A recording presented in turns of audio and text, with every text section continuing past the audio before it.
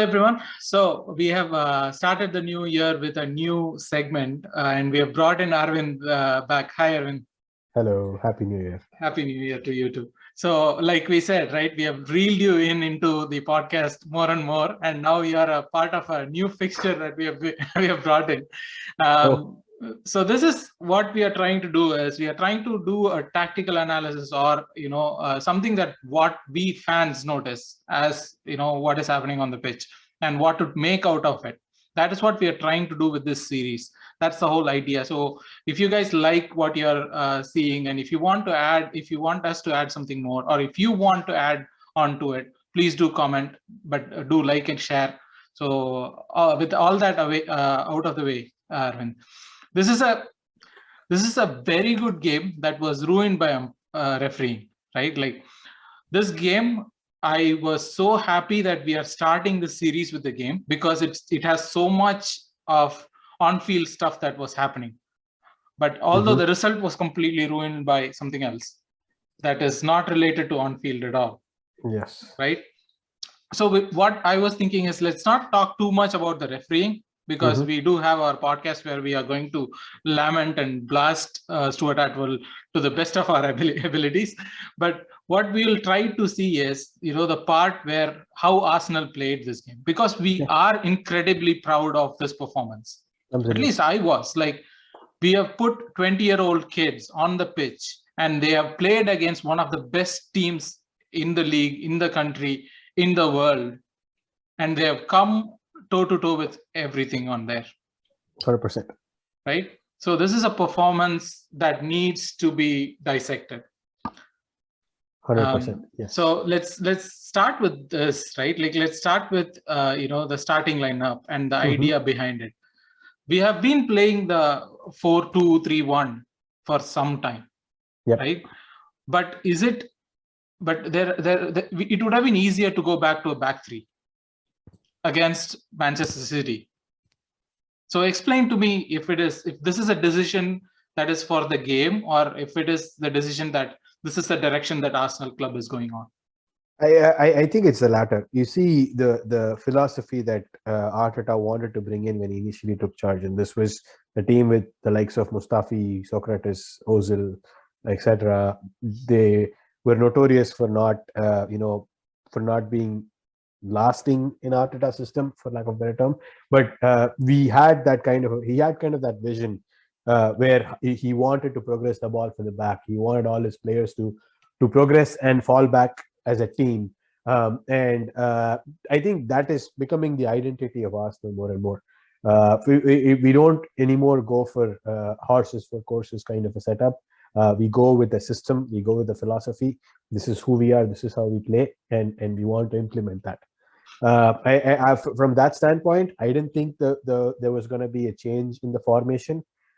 We started seeing a transition between a 4-2-3-1 and a 4-3-3 in the last few games, but that has largely been a consequence of the opponent. That is more of a fluid transition as opposed to having a back four versus a back three. So from that standpoint, I think this team is was expected. So you actually brought in a very good segue for me to take it forward, right? Like, the point is, like, this is City, right? This is not any other team where we could go and implement whatever we are doing. That is not possible. Like, but yet in the game, we were able to implement what we wanted to do, right? And to further put that into perspective, right? This is a game that had Kevin De Bruyne, Sterling, Mahrez, Bernardo Silva, Rodri, all their star players in. This is not a game where, oh, this guy is missing, that guy is missing. No, all their star performers were in. Yet we were able to stifle them from creating a lot. So I will just see if I could bring this up, right? Like, well, there you go. So the first half statistics, right? That shows us what we have done. I'm not saying the first half stats. Okay, so I think you can see it now. Oh yeah, there we go. So let's put this. Even though we played brilliant in the first half, right? We played absolutely brilliant, but it's not a big difference to what City does. They still had a 68% possession. They still had 4 shots on target. They had one big chance created. We had none, but still we were able to keep them at arm's length, right? Explain to me. We were talking about this, and you were explaining how in the 5-0, Leno was making a lot of saves. So explain to me about that point. So I think this is a very this stat. If you had taken the stat from an Arsenal game from 2 years ago under Emery's second season, it would look like very similar against a team like Watford or Wolves. We would have played the exact same game, had about 80% possession. We would have created like one big chance, and we would have ended up losing the game 1-0. But some of the key things here that I think you have are the tackles and interceptions that I think are really telling. What that shows me is we've been very disciplined. We've gotten the balls back and we have curtailed their progression. Another thing that is very telling is shots on target. Shots on target is they had 0 shots on target until the penalty they took. And the other stat that I have from shots inside the box was shots outside the box. We have 5 shots. We have more shots from outside the box, and it's more shots overall in the first half. And we were able to kind of impose our will when we got the ball back from them and progressed the ball forward. So it didn't look like a meaningless transition whenever we won the ball back. There was a method to the madness. We wanted to play out from the back. We wanted to make their players miss. We wanted to create the fluid football that we have been playing. So from that standpoint, I think this is a massive uptick in what kind of performance we were expecting. Mm-hmm. If you are going into the game thinking we're going to have 50% of the ball, I have a bridge to sell you.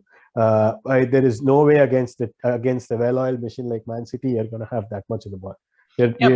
But still, right? Like, talk to me how we kept Kevin De Bruyne quiet, or Bernardo Silva. Like they had 2 creators, 2 massive creators in their mid, but we managed to keep them quiet. Like, that is what our off-field or off-ball discipline counted, right? Like, so talk me through how that is working. So the interesting thing about both KDB and Bernardo Silva are that they have made a career out of receiving the ball in tight spaces and progressing the ball. Now, what we did interestingly was we cut out passing lanes to both either KDB or to Bernardo in a way that if KDB was falling back, KDB's passing lanes would be cut out, so he would not be able to receive the ball. Same with Bernardo, when he fell back, his passing lanes would be cut off. City overload the attack from their right side. Cancelo receives the ball, he progresses, and they play it out from there. Now, when Cancelo receives the ball, our entire front five Partey is the only guy who's back. They go and gang up on that side.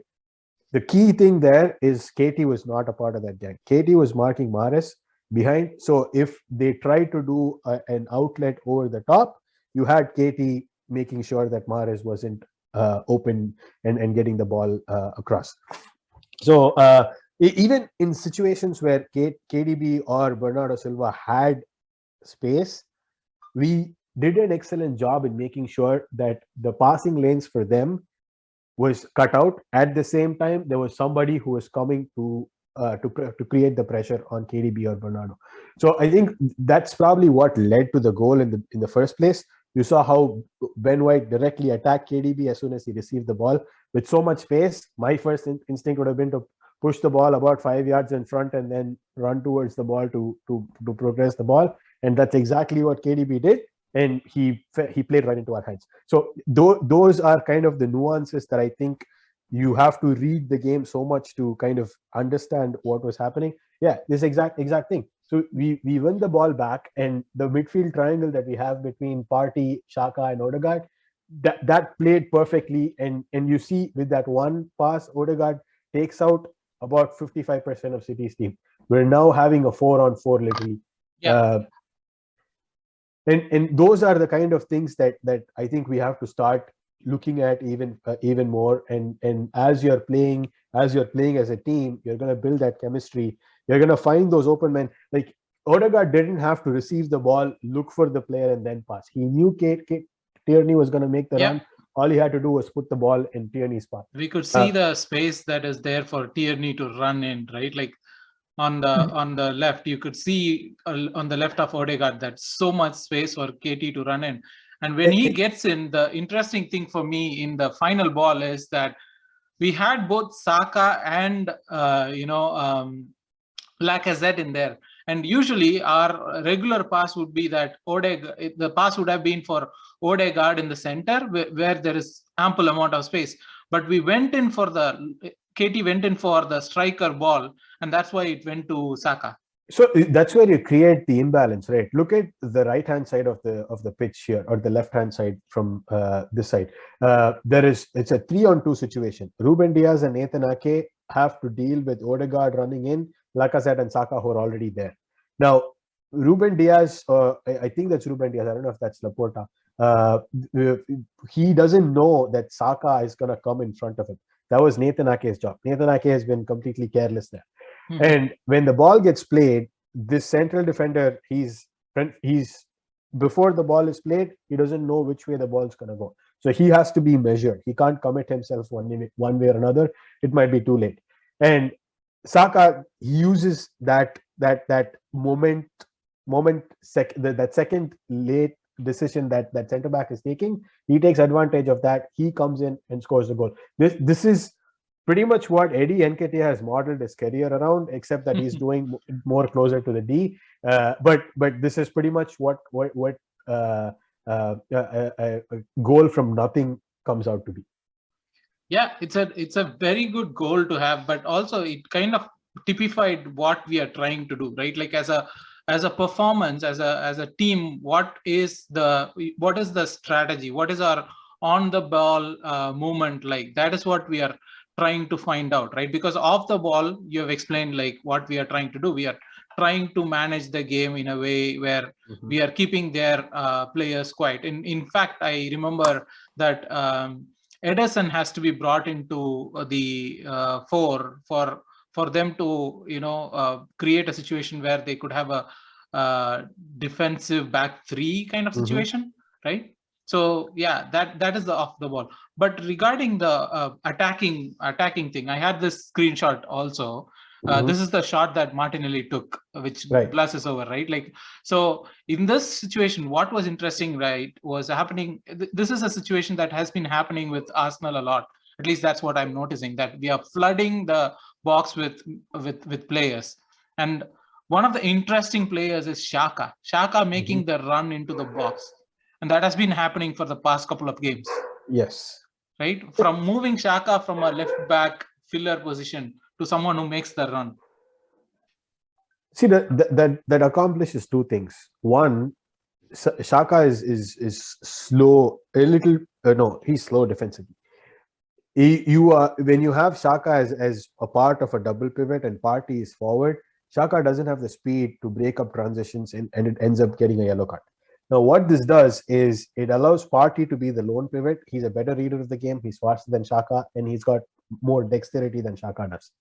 And Xhaka, on the other hand, he's very clever. He makes this run to take that defender away from the ball. So at that point, Martinelli would get a little more space, can either shoot or play to an open man. He decides to shoot. But the clever thing that begets out of Xhaka playing more of a 6 role or a hybrid 6/8 role, that's pretty much what we're getting. We're able to get an additional man in the box. We are not exposed defensively behind if there is a transition. And at the same time, that extra man in the box is able to use his sharpness to create some space for the attackers to score. That has been a direct byproduct of the number of goals we've been scoring. I think the change, I first spotted this in the Southampton game. And since that game, we've scored a total of 15 goals or something, and we've conceded like 4 goals. So this change in system is a direct byproduct of the goals that we're scoring and conceding. So I think like we'll stop the whole analysis here. I wish we could do more, but I think we would have to do more in the coming weeks to see what is the pattern with, especially like you mentioned, Partey going away on AFCON. So what is that we are going to come up with is what I'm looking forward to. Thank you, Aravind. Thank you for joining and breaking this game down. For anyone who is listening, right, like do check out our podcast, which will be coming up shortly too, and add anything that you want us to add into it. Just comment out everything. And thanks, Aravind, again. Happy New Year. Of course. Happy New Year to you too. Bye bye.